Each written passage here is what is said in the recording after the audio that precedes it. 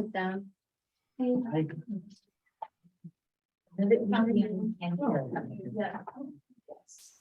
There's a signage. I sort of. Another thing. I have to do the got it. Okay. Hello, everyone. Thank you for being here to the second Sociolinguistics lunch meeting of the semester. Today, we're very happy to have Paolo Nino Valdez with us. So I will introduce Paolo Nino Valdez, but one thing I wanted to say beforehand is that this meeting is recorded. We will upload the recording later to our website, and I will share the link to the website to all the attendees. And we have also live, so if you don't see it, maybe you should click on your screen to make it visible. And if you have any questions, please message us in the chat. My co-organizer Aidan will be happy to help out and answer those questions. So I will introduce our speaker today. Paolo Nino Valdez holds a PhD in linguistics from the Philippine Normal University, and his dissertation, which delves on culture and code switching, was a finalist for the Christopher Brumfitt Outstanding Dissertation Award in 2008. He is currently an associate professor and research fellow in the Department of English and Applied Linguistics at the Salle University, Manila, Philippines. And in 2017, he was a visiting scholar in the English Language and Literature Group of the National Institute of Education, Nanyang Technological University in Singapore. At present, he is a Fulbright visiting scholar at Hunter College here at CUNY. And aside from paper presentations in local and international conferences, his publications appeared in Discourse, Context and Media, Asia Pacific Education Researcher, Journal of Asia, Malaysian Journal of Learning and Instruction, Reflective Practice, and Mextesol Journal. And his research interests are in the areas of linguistic landscapes, teacher belief, critical pedagogy, and contemporary sociolinguistics. He is also a long-distance cyclist and has done bike touring in the Philippines, Malaysia, and Singapore. So please give a warm welcome to our speaker today. Thank you very much, Lisa. And I'm really glad to deliver the paper. Started in 2015. I was way back out of curiosity of pop culture. So the title of my paper is Philippine English for Sale, the Linguistic Market and Commodity Information. So in recent years, there's been a paradigmatic shift in the field of world Englishes. So instead of viewing English as a global language that becomes transposed in local realities, English is now viewed as a resource that can potentially challenge the seemingly dichotomous global and local scales. Now, this paper participates in the ongoing academic debate on the relationship between world Englishes and the global-local interface by drawing attention to commodified instantiations of Philippine English, henceforth PE, on t-shirts produced by a famous clothing line in the Philippines. This paper puts forward the idea that processes of standardization, reception of use of English, better understood practices implicated in structures of inequality, having material and ideological consequences. Specifically of interest to this project is the notion of localization, which Yuri describes as a mutually interdependent process by which globalization deepens localization, deepens globalization, and so on. While scholars have argued that communities with unified values from the while scholars have argued that globalization is a driving force that attempts to homogenize communities with unified values from the market, cultural and social political domains such as communities are not simply passive conduits of these transformations. Globalization simultaneously affirms the idea that global flows affect local realities and foregrounds the agentive role of the local in the reception, uptake, and reconfiguration of the local. This view has been taken up in critical work on world Englishes. Now, more specifically, scholarship in world Englishes drew its explanatory power on the contributions of local cultures that have appropriated English in both novel and creative ways. Following this view, We argue that creative instantiations of Philippine English become indexical resources that can contest the global/local interface. And this claim is undergirded by a critical assessment of the role of commodification of language in the material. I think considering these insights, the present investigation examines the commodification of Philippine English as manifested in popular culture products, specifically t-shirts that are marketed in shopping centers in the Philippines. And aligned within the market view of global Englishes, it is argued that Philippine English in this particular mediascape employs interdiscursivity and is indexical of a localized semiotic commodity. Now, as a semiotic commodity, it is further argued that the kind of English that is used in the t-shirt designs is limited to an idealized version of Philippine English, which is different from earlier conceptions of the Philippine variety of English that does not represent the majority of Philippine English speakers in the country. Furthermore, by focusing on hierarchies of English in the Philippines, the present work views the use of Philippine English in t-shirts not just as manifestations of the constant interaction with the local and the global through creative construction and language, but also indexical uses of Philippine English varieties to portray social classes in pop culture commodities. I think, like I said, Dr. Angie Reyes and I were talking about the paper. Even if this is reviewed in a journal, it's nice to go back to the drawing board and ask questions. What is Philippine English? I mean, what is Philippine English? So let's show the next slide.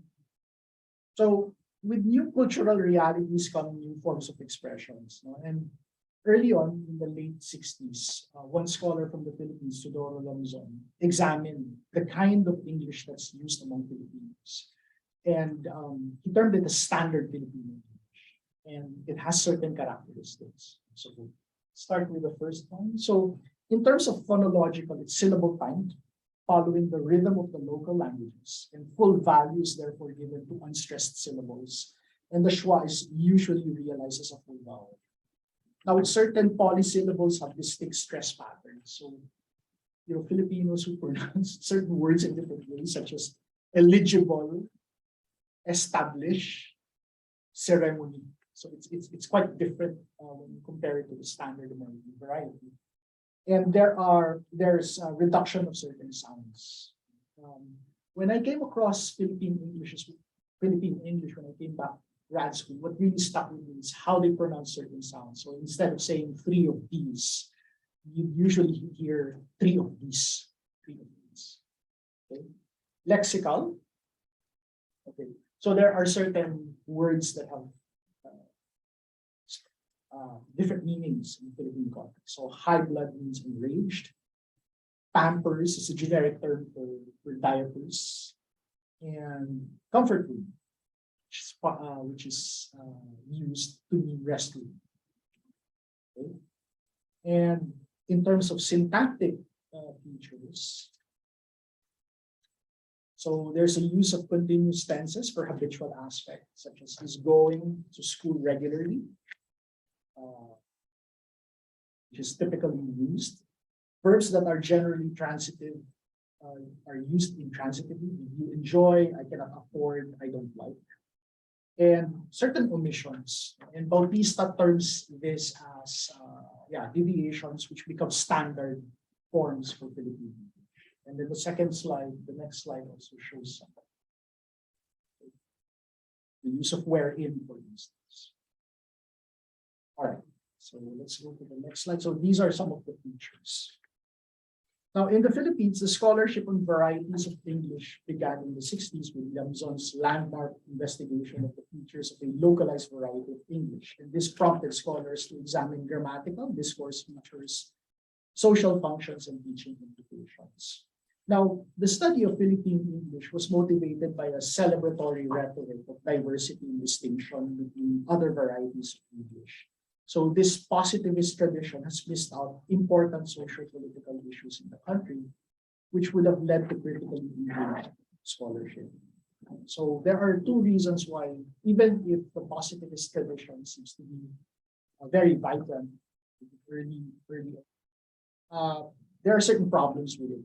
So the first is that scholarship on Philippine English disregards the deep socio-political conditions of the country, where widespread poverty and unequal access to resources such as quality education and basic services are experienced. Second, the investigations that examine the linguistic and discursive features of Philippine English are confined to an educated variety, which does not represent the diverse uses of English in the Philippines among speakers from different social strata. So in the Philippines, the kind of English that one has in his or her repertoire really depends on the schools where you go to.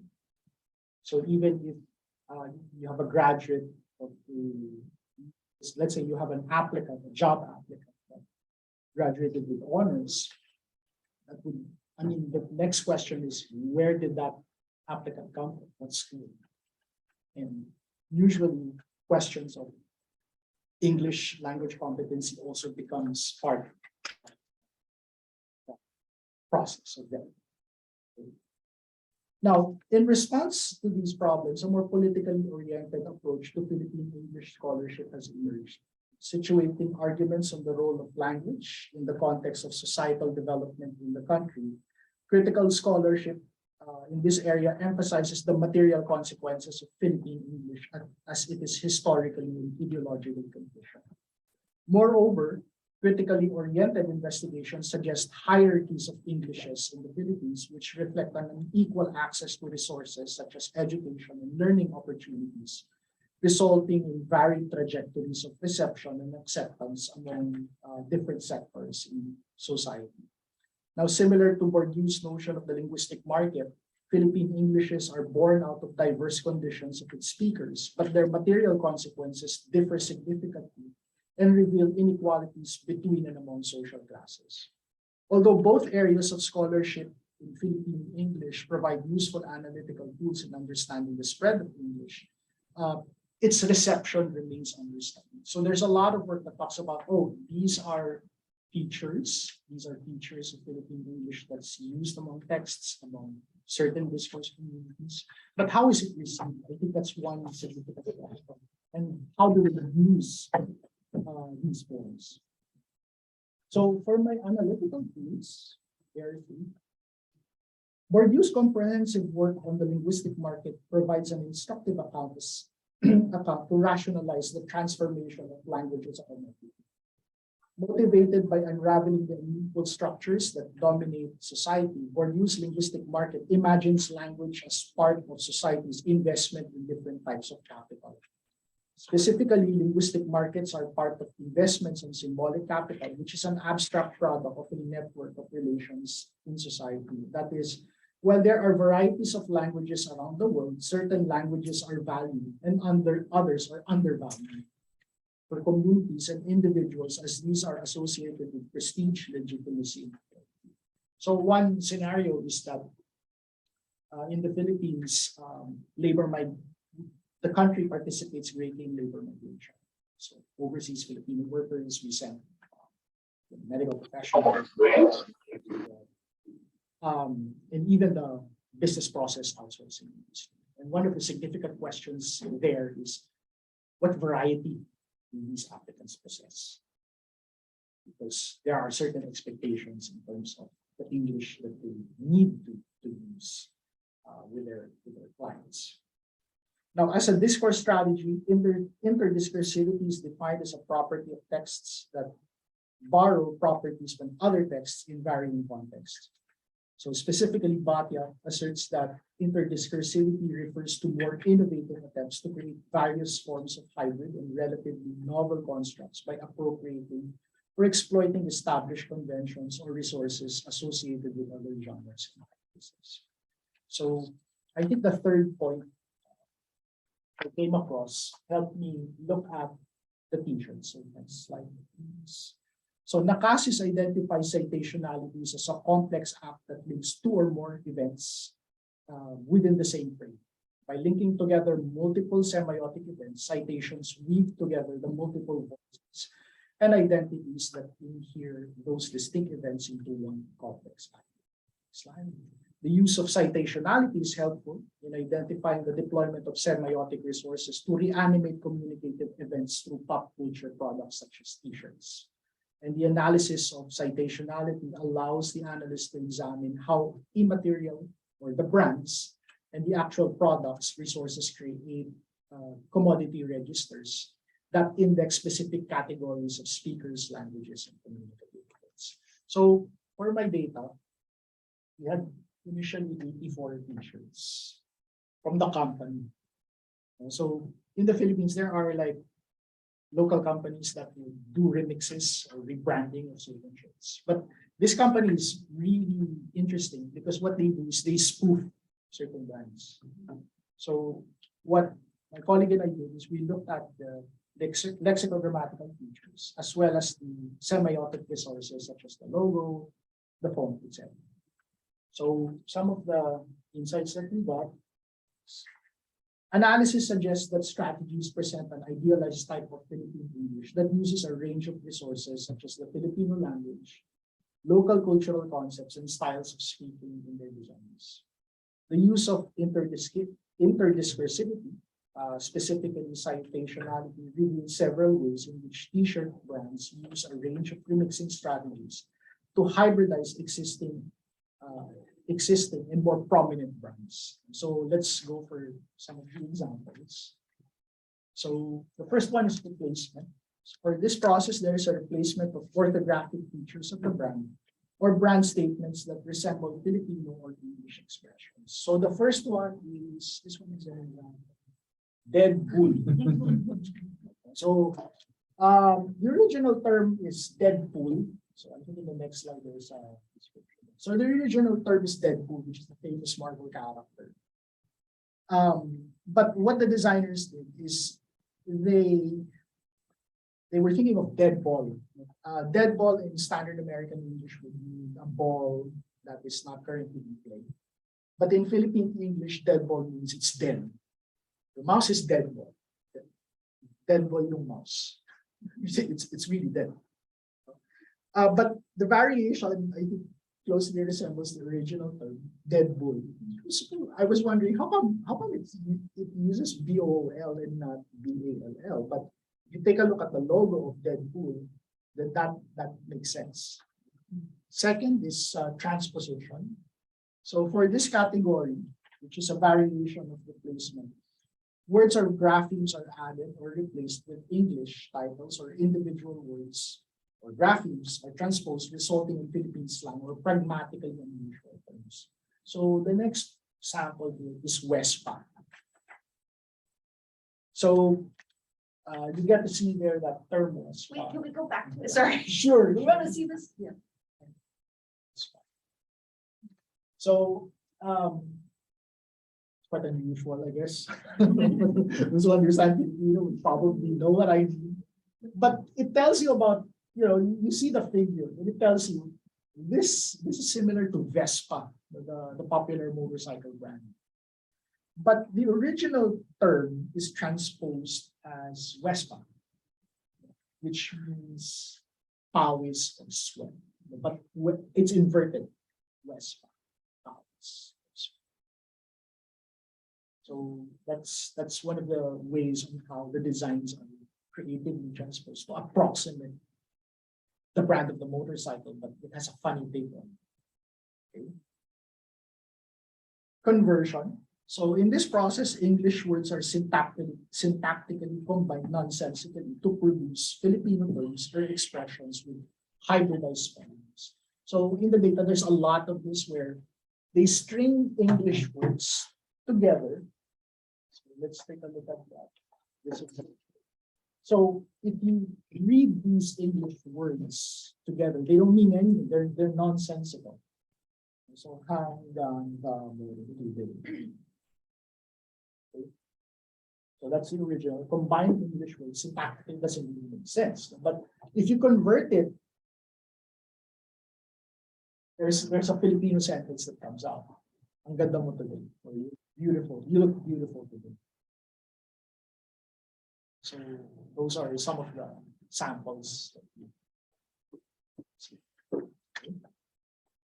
And then of course, code mixing. So in this case, Filipino terms are combined with English brands or statements. So you have Instaguapo, Instaganda. So that one comes from Instagram, but instead of gram, we replace it with guapo. So guapo is handsome, Filipino, and ganda is beautiful. So those are some of the things that we see in the t-shirts. Now, considering these strategies, semiotic resources are interdiscursively remixed to change the brand's overall communicative potential of the designs. That is, while the original brands index a particular product, event, or aspect of lifestyle, the clever use of remixing transforms the designs into a different communicative entity intended to elicit humorous reactions from the user. Moreover, a close examination of the data indicates that a large part of the designs use either Filipino, code mixed, code mixed or Philippine English expressions. And this suggests that multilingualism is commodified by interdiscursively importing styles of speaking and unique expressions to market the product. This suggests that the t-shirt designs use English together with Filipino to emblematize language and language use with varying trajectories. In particular, I argue that these designs are indexical of a commodity register, which in effect gentrifies a non-educated variety of Filipino English, but reinforces beliefs about language use along the lines of class. So going back to Philippine English, since much of the standardization project would focus on just pure English, the standardization efforts is an attempt to uplift Filipino culture, but the focus is still on pure English. But the data says otherwise. You see other languages come up with some certain creative constructions. Now, these remixes of designs, which gentrifies Philippine English and Filipino, index the notion of a cool, hip, and fashionable lifestyle of middle and upper class Filipinos who can afford these shirts. However, the designs which portray the styles of speech in these products reinforce beliefs about the majority of Filipinos who have limited access to basic resources such as quality education. Now, this marks these groups of people with a limited or even truncated repertoire of English as a source of humor, marginalization, and stereotypes that is apparent even in other forms of media. So, in events like in the Philippines, one popular event is beauty pageants. So the way a candidate responds is such a big issue in the country. Like in social media, you get to see how they criticize a particular candidate and respond. And part of it would be nitpicking how the answers are delivered, especially if there's something really odd about the language use. So as items of a global market, the shirts are part of a constellation of commodities that flows but has varied trajectories. As such, the indexicalities of these products in the linguistic market varies in terms of perception because the use of Philippine English or styles of speaking may be communicatively familiar and materially affordable for Filipinos of the middle and upper class.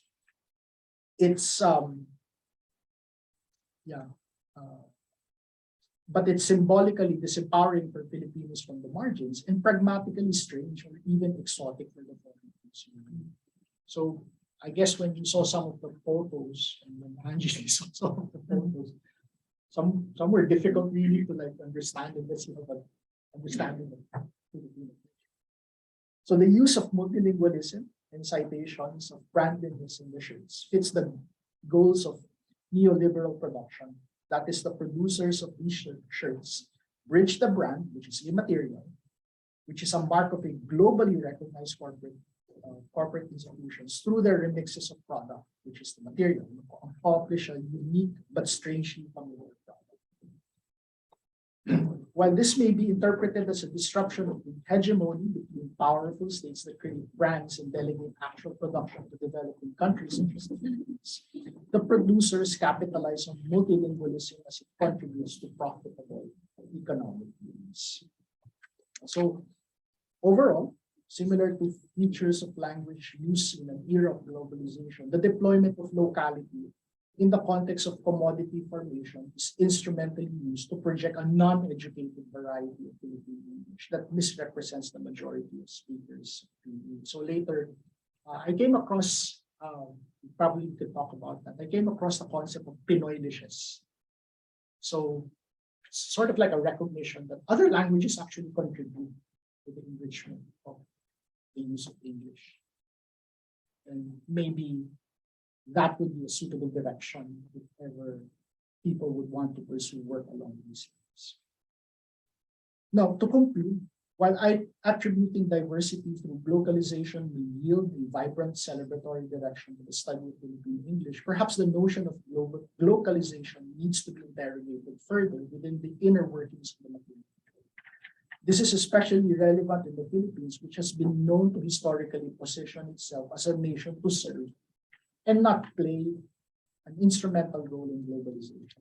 So Philippine English as a variety may have gained acceptance academically, but remains limited in terms of its use as the country continues to observe the norms of the more prestigious standard American English variety. That is, since the Philippines participates in globalized industries such as labor migration and business process outsourcing, the standard variety of English is highly valued. Since the establishment of Philippine English, this variety remains to be an endeavor of the educated elite. Its legitimacy heavily favors cultural capital, that of the dominant. And I guess to end, I have a couple of questions which will stimulate discussion. So the first is, what counts as Philippine English? Now, given that, yes, there are efforts to standardize, to uplift Philippine culture. But you see certain practices where people use English differently together with other languages. And if EE celebrates diversity, why doesn't it accommodate the inclusion of Filipino as part of its features? Several years ago, when the study of Philippine English gained steam, my brother Andrew Gonzalez asked, when does a feature or when does an error become a feature of the Philippine variety of English? But I think it's also important to ask, who decides when errors become a feature of Philippine English? And who benefits or is disenfranchised with these decisions?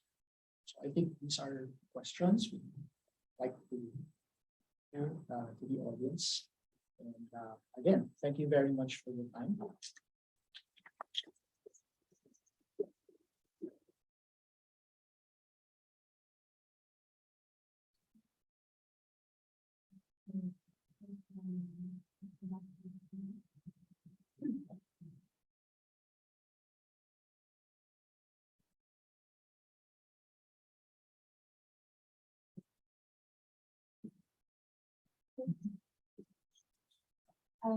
So thank you for the talk. We will now be doing the Q&A session. So if you are in the room, raise your hand or just speak up. And if you are in the chat, please use the raise hand option or type your question in the chat and Aiden will read them aloud. I don't know, we did have a question come in during the session. So Yannis wanted to know if let's see, have surveys been done to test how the public of different ages or cultural or educational backgrounds or literacy levels, how different people understand or misunderstand the scoops on the t-shirts? No. So the survey is not. Because that's the thing about Philippine English. It's always been confined to texts that are produced by the academic elite. But these t-shirts, in Filipino, the expressions or the designs that you see, they're representative of, we call it in Filipino, salitang kanto, street slang. Something that's informal, something that's not, that doesn't have a place in the academy. But it's used. It's something that people consume. They have exchanges. But it's not explored. It's not being talked about. Right? that merits, that warrants attention. So that's the thing. Investigations on Filipino English will focus on, what do let's say academics use, or those in a particular domain use. These are professionals. But the question is it the variety that's actually practiced on the ground? I think that's one big question. Often, yeah, discussions of varieties.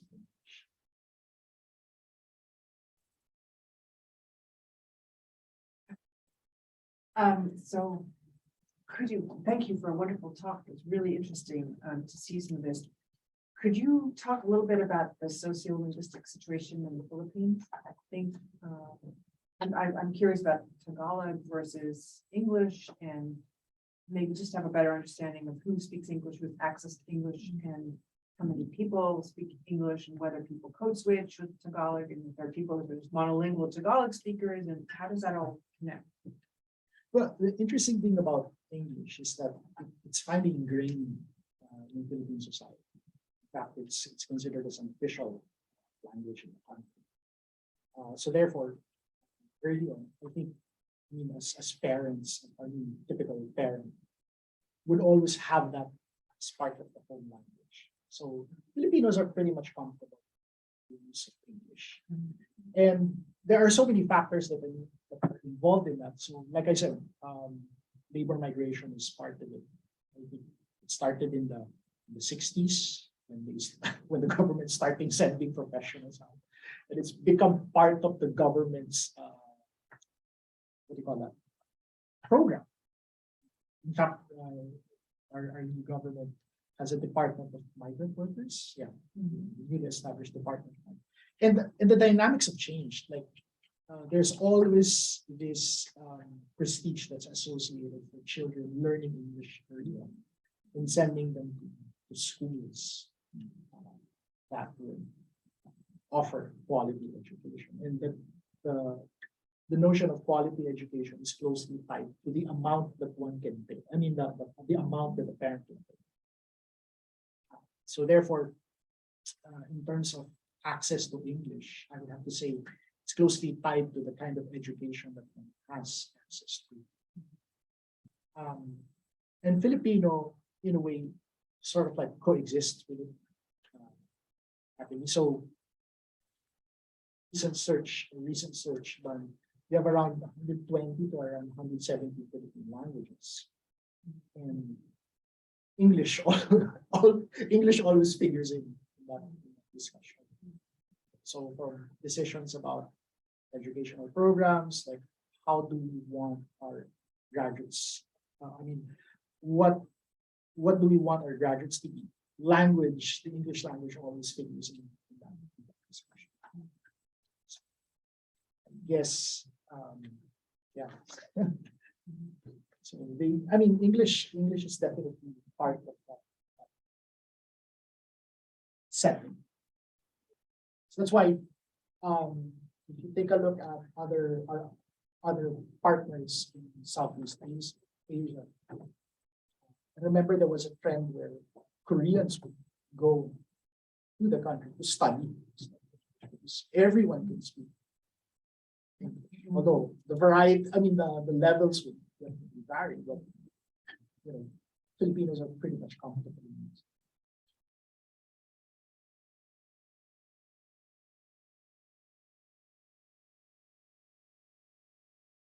Thank you so much. This was so interesting and so much food for thought.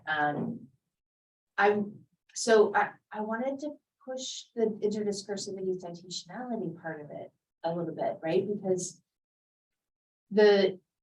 it's clear that English, Filipino English, other standardized English are part of what's being cited, right? Part of what is part of the interdiscursive chain that's with these shirts are representing and materializing, etc.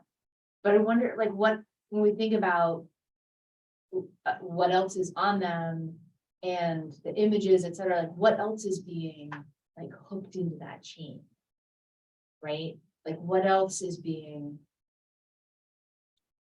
is being cited? Or, and what kinds of citations then do these shirts allow? It's usually just, well, I think the one that we see in the data is usually the global brands, so there are variations to it. Right.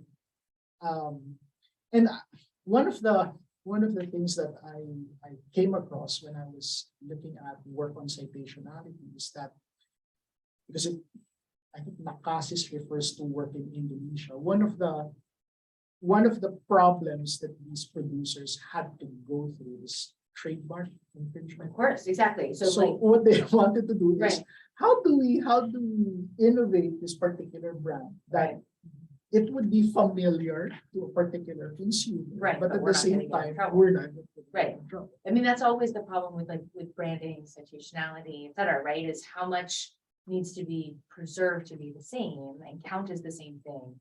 And how much is it transformed by the new context to create new possibilities? And that's something that I think should be looked into. I mean, for me, we didn't look at that because when we were drafting the work, when we were doing this work, I said, I have to find work that has been done in other countries. And in Nakasis's case, he was referring to work in Indonesia. It was the same thing, how to go around copyright infringement.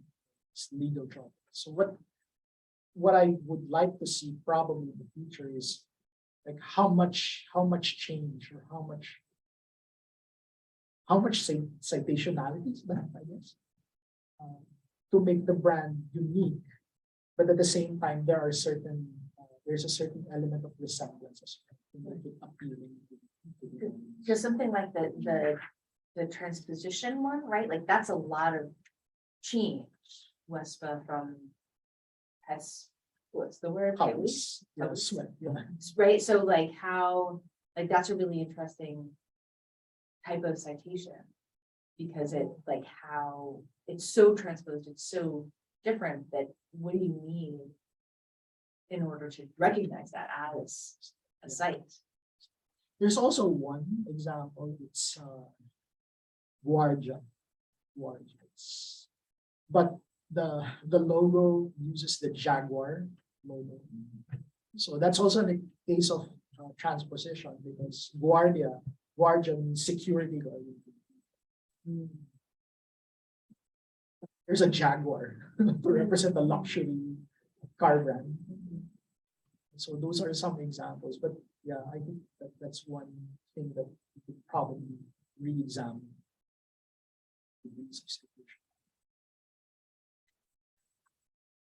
My question is kind of similar from like what you were just saying right now about like the types of things that are used in the spoof, like Instagram and Vespa and even Jaguar. Those are like large cultural, like Instagram is international. Yeah.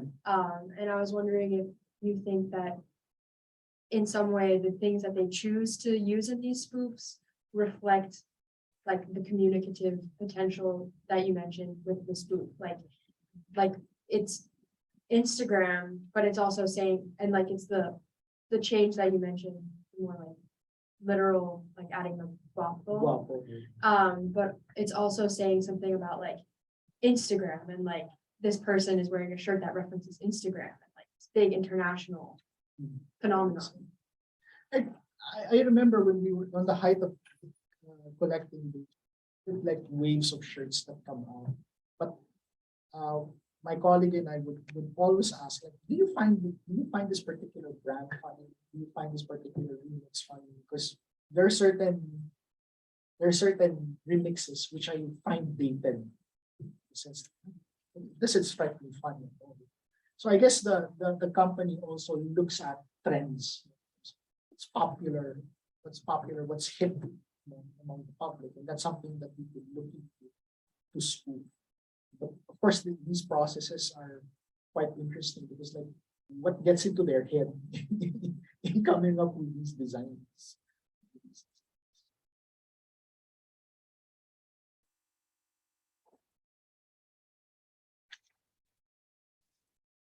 Thank you so much for that talk. I wanted to ask about the concept of world English.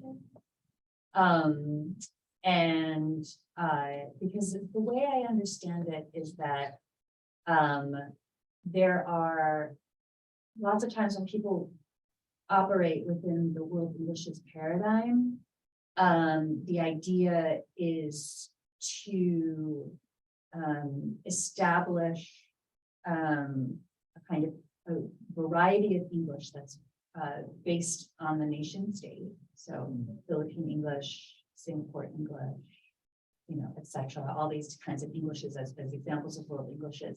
And when you engage in that project, it's inevitably a project of both standardization and purification, right? Yeah. So like, and I think you were talking a little bit about this, where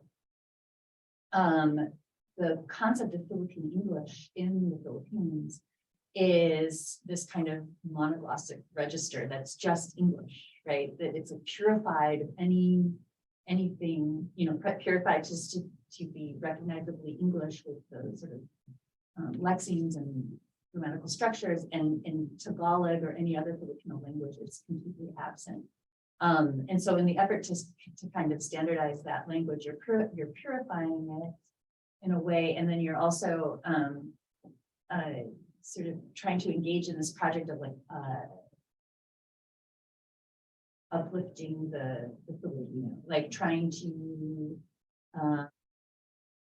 create something that will add to the kind of validation of this variety that they're kind of crafting together. And so it gets into, and as you said, also, it's a project of the elites, right? Like what language practices is this Philippine English variety based on, and who does it benefit? And I don't work in world Englishes, so that I could have actually a wrong understanding of that. But okay, so given my understanding of world Englishes as a project of standardization and purification, and an elite project as well, could you talk a little bit about this work on what you're finding on these t-shirts, as like, what's the relationship between what you're finding on these t-shirts? Is it Philippine English? Is it not Philippine English? Is it something else? But like, how does what you're looking at sort of contribute to or trouble or whatever that paradigm of world English that people are operating under? Well, you take a look at, like, looking back at the t-shirt data. You can't really say that it's Philippine English if you match it up with what the standards are. Because there's a lot of Filipino that's being used, aspects of Filipino languages. In the t-shirts. Yes. Which now raises the question, what now counts as Philippine English? In fact, Isabel Martin talks about in her article a year or 2 years ago. She pushes this concept of Pinoylishes. Like, why look at languages as separate entities? Because that tends to be difficult. We try to like compartmentalize how languages function. But in reality, they work together to fulfill certain communicative purposes. And she pushes this notion, which I think came from Kanagarajan. Language use, or a more practiced view of Philippine English, seems to be a much more sensible, much more realistic take on things to account for what's happening on the ground. So I think that's one area where the t-shirt data seems to support that. It's not like, if you take a look at the instantiations and compare it, the designs compared to what are the expectations of standard Philippine English, they don't add up, they don't seem to match. But you get to see other languages, in particular Tagalog, to create or to remix or to create an entirely different thing, which the intention is to do something that's humorous, something is hip or cool. whoever is going to receive it.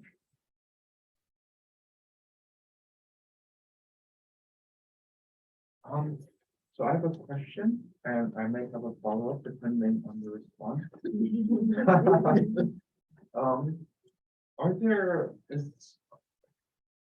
Are there debates or I guess cultural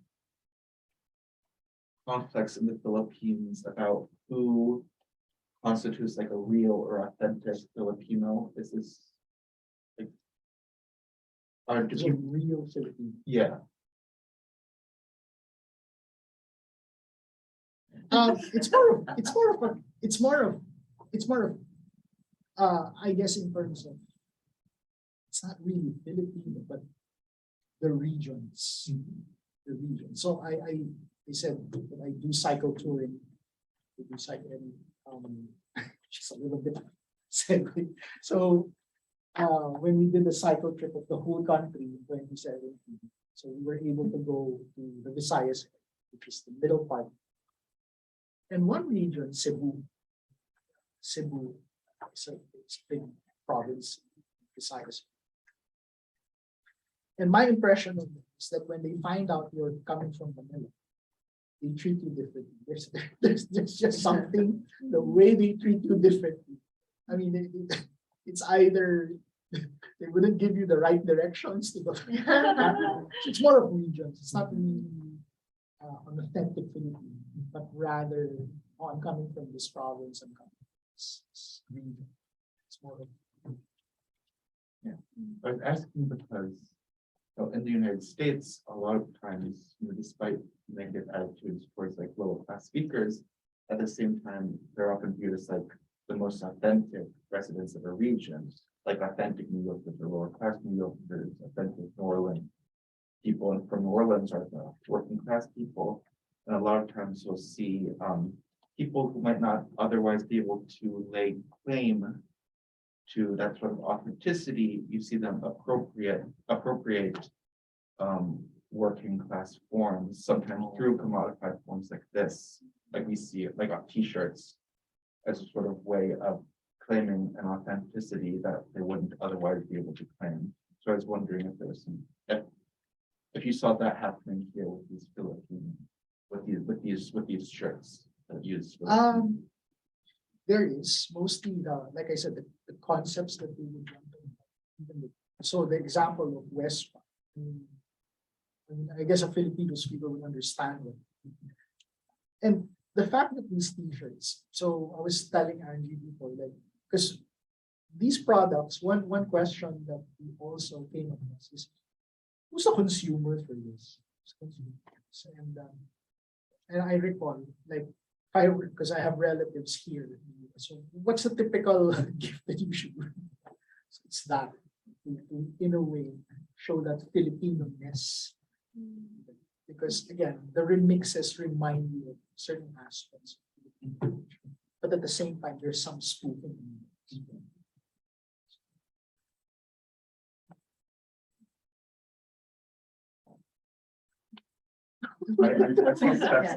Yeah. I have a question about where the shirts that you looked at particularly like came from. So like you would find different shirts in Rockwell, which is like a fancy high end mall in the like rich part of Manila. You'll see different shirts there that are doing the transposition and the like replacement. But then you'll see a different set of shirts if you go to like Green Hills, which is where there's like, that's where you go for your counterfeits and you're like where there's no concern for all of the legal things mentioned earlier. And those I think of the adobo one where it's like the Adidas, but it's like a manok and it's I haven't seen that. You have to be honest, because Angie and I thought, I haven't seen that. The adobo. oh yeah. Well, the company establishes its branches in the malls. Mostly. It's like an SM. But I think post-pandemic, some of their branches closed down. Yeah. The fact that- but their operations, because there are two companies, I think, which is owned by the same person. There are two companies. And one is much more focused on selling online. So it wasn't for you by social media friends, like. Yeah. The interesting thing is there are also other companies that came out, but I think the motivation is quite different. It's not really spoofing, but they're using other types of expression. Yeah, I think the unifying theme with those is the like metathesis with the like a full syllable for like Paolis Wespa. And you see that with, I don't know, like just that's like a really common feature in the slang. And I think that ties to the question you had about like when does the error become like a feature? And I think of I don't know when this started, but like instead of father or mother, you get like erfat or like Erfat, erman, yeah. where it's like, well, you can't produce the like I can't do that labiodental fricative, can't do the like interdental fricative either. And so you just switch the positions, and I think like when it becomes a part of the slang and like language games where the community engages in those practices, is that like you just acknowledge it and then have fun with it. Like, Yeah. Recently,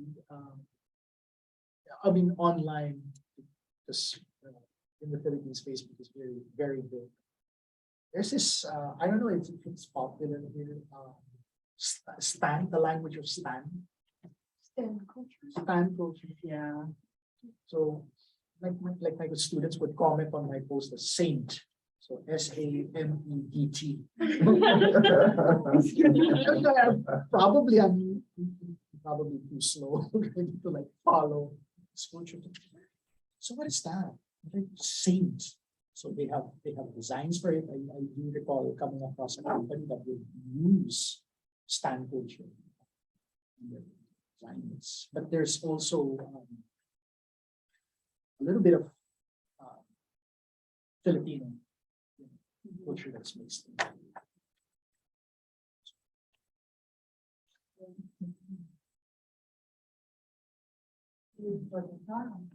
I was wondering if there are sort of elements of playfulness and mocking, and perhaps something to do with self-understanding of Filipino-ness. Sort of understanding, or do you think that there are some sort of playing with the funny Filipino English connection, or do you see some of that kind of It's mostly the design. mocking? Having fun with it. Yeah, it's- or also seeing it as more cosmopolitan, or the different kinds of self-projection that would be. I mean, who would wear them, who would produce them, and where do you see them circulating?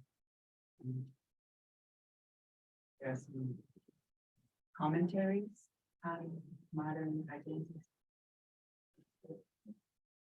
Probably not. I think that the aspect of commentary is not here, but there's more of like well, in De La Salle, I get to see that. And in the composition, the profile of our students, where they're coming from the middle and upper class. Like wearing these shirts to look cool, to look hip.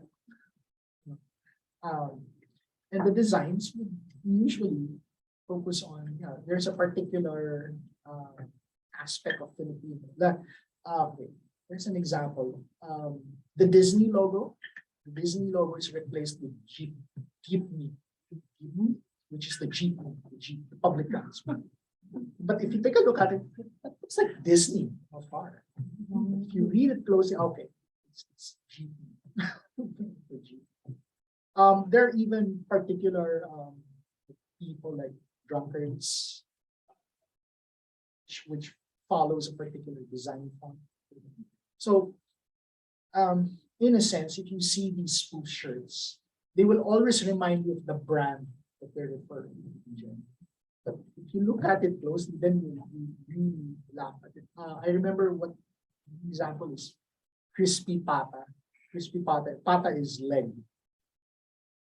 But the design that was used is from Krispy Kreme, the donut.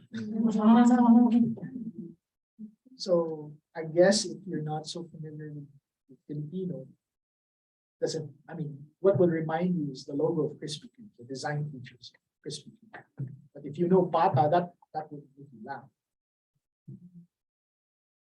So I think the intention of these spoofs is to create humor. But there are also, I guess, evaluations of particular types of people, like those who are drunk, those who are lazy. There are certain designs that came out that way. But we didn't look at that. That's one thing that would probably also help us moving forward.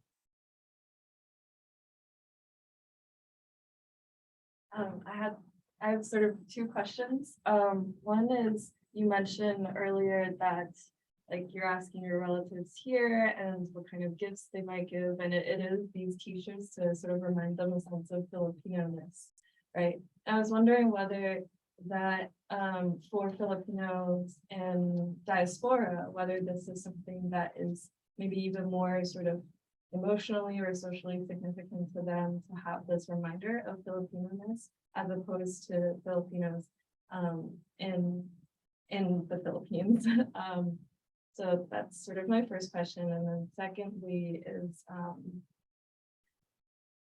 or I forgot my second question. I can do the first one. First one, yeah. Because there's always this need to remind you of something that remind you of home.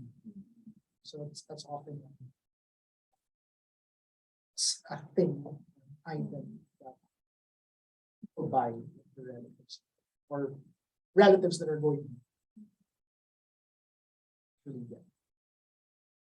I can't remember it right. Was there? Yeah, I think that was one of the things that we also wanted to find, like who buys these shirts.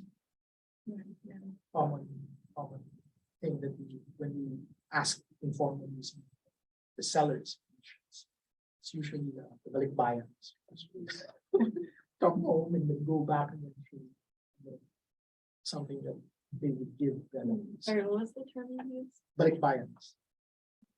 Oh, sorry. Filipinos who have been abroad, they go back for a period of time, return. Largest box dimension you can take on the airplane. You can check in. Also the box, you're in the box. As much as you can. That you can ship Both directions.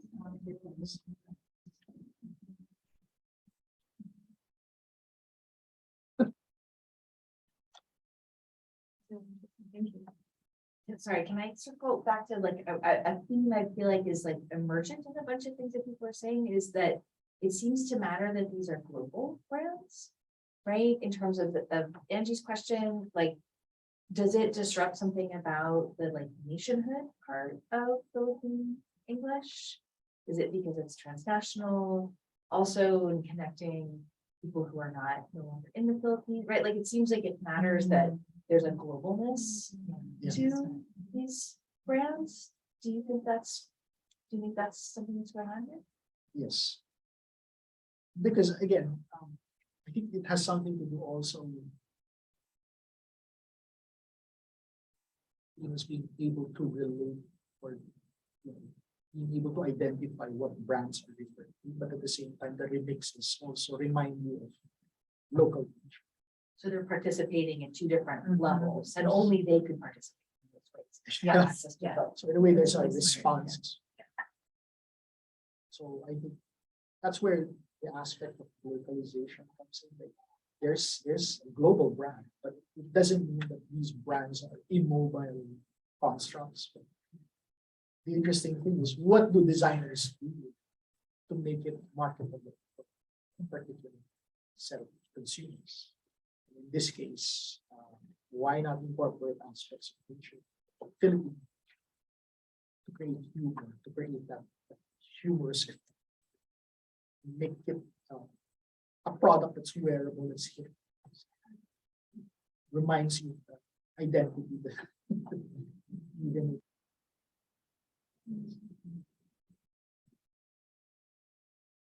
I'm grateful for the input because, like I said, the article is like still under review for 2 weeks.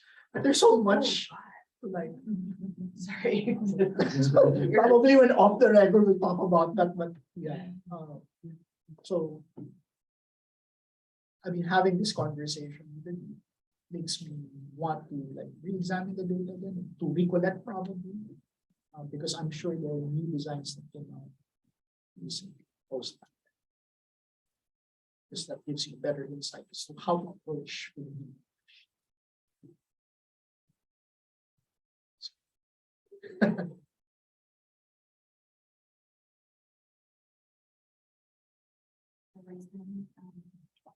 Hi, I'm really sorry I walked in late.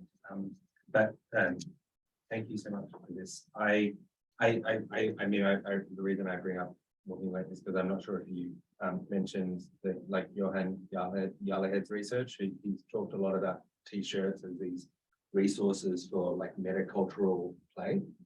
And I guess what I'm really curious about is, you know, to what extent what you're describing is something that's uniquely Filipino, or something that's maybe just much more universal, or something that a lot of cultures around the world are engaging in or finding ways to do. In my own work, where I get really interested in t-shirts myself. So I've looked at how Australians, I haven't really published it or written much about it yet, but I want to write about how Australian, especially like young Australian people and online brands are finding ways to use quite old-fashioned and quite stereotypical Australian English on t-shirts as a way to kind of mark identity or practice a kind of maybe at least one order removed form of authenticity, right? But what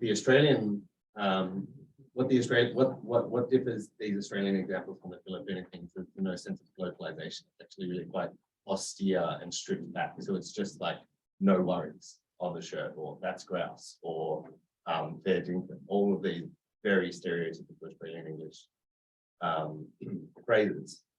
And so I'm wondering, do you think that's the same process and there's this universal thing, or are you more, do you think what's going on is much more kind of So, it could be universal. But again, like in the conversion, even with the Indonesian data that I referred, what's common are the remixes of global brands into something that's quite unique. That remains to be seen. And I would suppose that they're universal, because there are certain languages that would play in certain contexts that they would use as a resource. And it's highly likely that if the intention is to make it marketable, to make it hip for set consumers, then they will use the same strategies to make the product stand. But again, I would have to say we need to look at it. Let's say compare how do t-shirt designers in particular contexts go about their remixing, restylizing. Yeah, I just to say I really like that question, because it does make me wonder, like, maybe we know in this room, like, can you go to like Germany or Indonesia or wherever and see similar kind of Designs. language play, you know, with a global brand, and then you know, aspects of the local language, you know, in other parts of the world. Has anyone seen anything like that?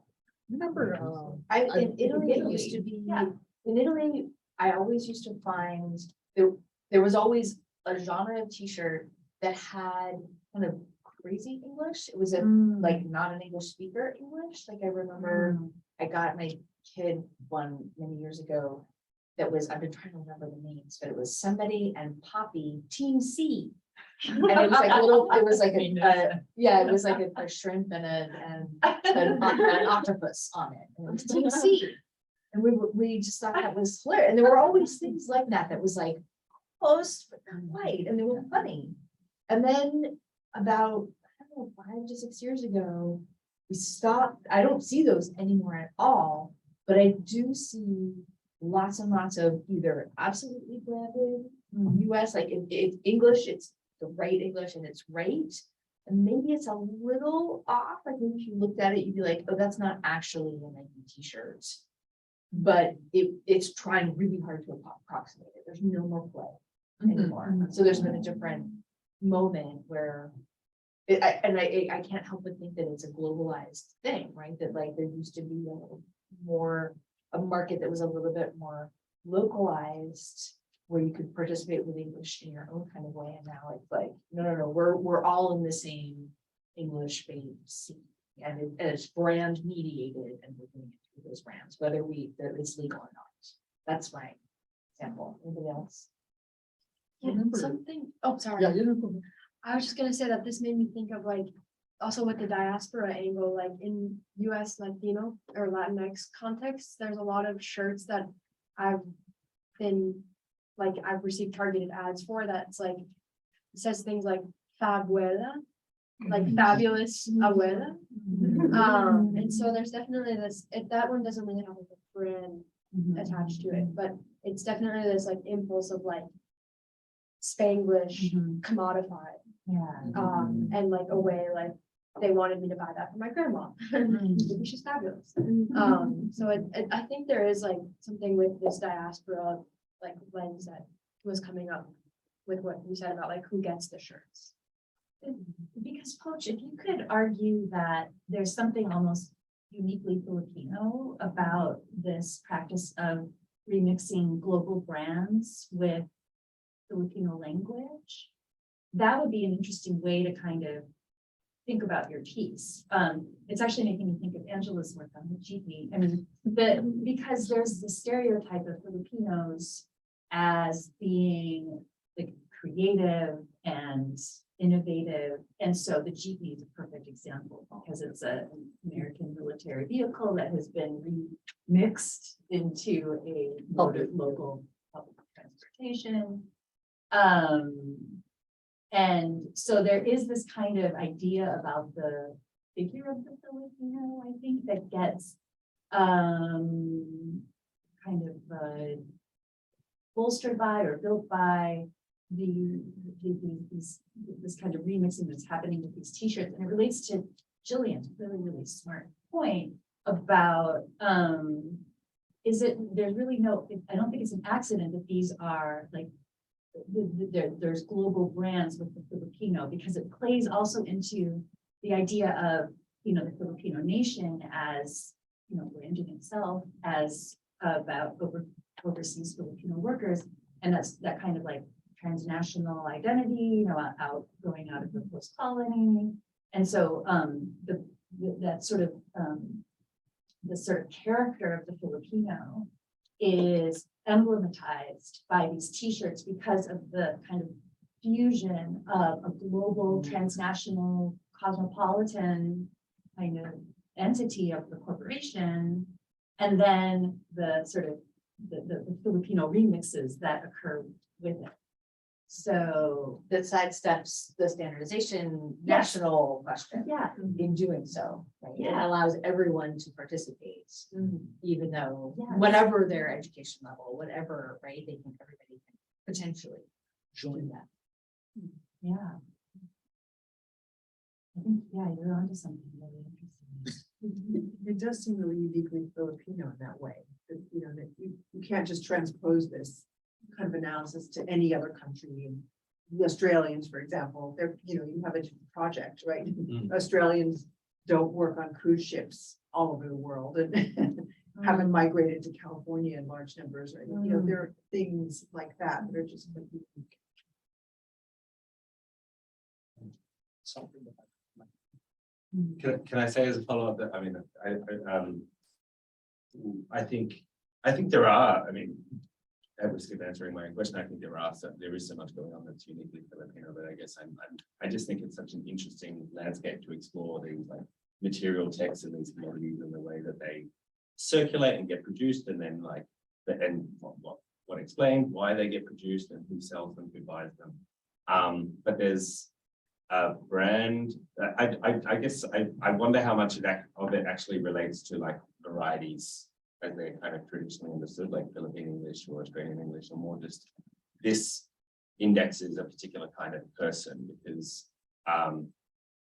elsewhere I've noticed there's a British band called Just Do It Babes that takes British queer slang or British gay male slang basically and puts it on fake Nike gear and fake Fila gear and fake, like it's exclusively globalized sports brands and exclusively gay male, like British gay male style being put together in a way that I think correlates with what you're describing, but it's also something that's completely different in a way. So I think it's just interesting. It's super interesting. To be honest, when I started this, I was telling Angie this like Philippine English. I mean, the area in itself, I didn't find it appealing to begin with because you've got a system, you've got certain characteristics that you want to establish as part of that system, standardization. But personally, like this isn't what's happening in the ground. And I think that's what motivated me to look at the issues. And the ideas that I got in this session have enriched me to like look at it closely. Because I think one of the constraints of that is, you're always limited to like, pure English, trying to look at deviations as part of the system. But in terms of practice, it's way different. There are a lot of ideas that could sort of like bolster, strengthen the piece. I hope I get feedback from the journal.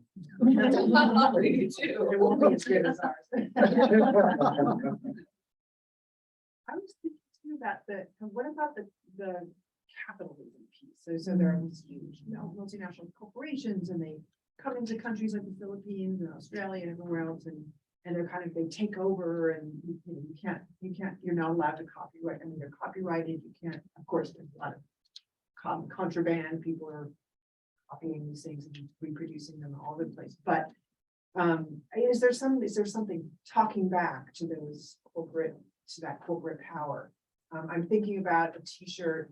A friend of mine who grew up in Spain in the 1970s.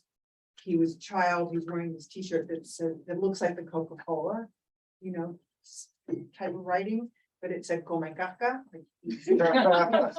And it struck me. There's something very 1970s about that, like sort of very anti-capitalist, very lefty, kind of talking back to and saying, okay, this is all we have left. We just get to, and this is what this big corporate entity means. It's really kind of raising the middle finger at Coca-Cola, whereas these are kind of playful and fun, and they're not making fun of Vespa. They're not making fun of Instagram. They're taking it and playing with it, but acknowledging the sort of cultural power of these entities. I think that it's just playing with the brands. Well, I'm not so sure what the reasons are, but I guess it's just to simply be legal problems to make it look different from the brand. But it'd be interesting to see. I think there are certain companies that have that expression apparel that would go against the system, but we haven't touched on that. Because another interesting thing about this company is that initially when we collected data, they didn't allow us to use the photos of the shirts. Which is so like, okay, they're spoofing brands, but they're so protective of their own brand.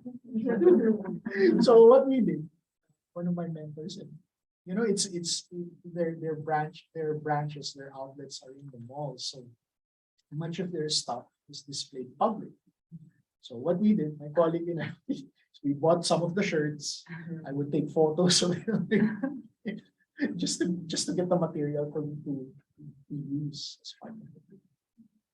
Because again, I think when you make a journal submission, you use the photos without the permission, that's the problem. So we had to find a way to get photos of the day, photos of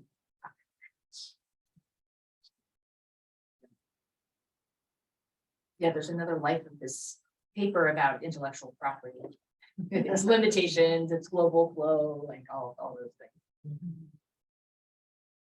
Well, that's an interesting thing because there's so much that you can study in the Philippines, but one of the constraints really is getting permission. Like I was telling Angie before that CUNY website, the social network, So it's sort of like portraying the social climber's lifestyle. So when we try to get permission for that, they don't allow us. Which is odd because the website is public, like everyone can see that. You can't use photos. So that's one of the constraints that we work like this. We're going a little bit over time, so I'm sorry to interrupt this really nice conversation, but we're going to end the meeting and we can all move on to the linguistic lounge and restart the conversation I am interrupting right now. So please, we can get going. Thank you again, and let's do one final round.